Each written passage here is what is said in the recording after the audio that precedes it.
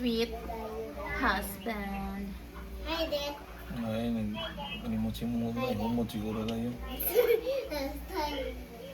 Nabrasa yo ka, may labot yo.